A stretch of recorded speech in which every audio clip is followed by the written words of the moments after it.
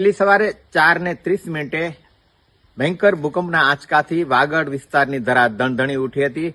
સંબંધિત કચેરીનો સંપર્ક સાધતા જણાવાયું કે 4:30 4.6 નો આંચકો રાપરથી 22 કિલોમીટર અંતરે ઉત્તર પશ્ચિમ દિશાએ આવેલું છે, જેનું કેન્દ્રબિંદુ અને એક નહીં પરંતુ ઉપરા છાપરી 8 આંચકાઓ નોંધાયા છે. જેની તીવ્રતાની વાત કરીએ તો 4:30 6.4, 4:39 1.7, 4:39 1.5, 4:46 1.4, 4:49 1.8, 4:53 1.5, 4:54 2.5, 5:11 1.4 અને 5:25 1.4 ના ઉપરા છાપરી 8 આંચકા નોંધાયા છે, જેનું કેન્દ્ર બિંદુ રાપરની પશ્ચિમે 22.7 કિલોમીટર અંતરે બતાવી રહ્યું છે.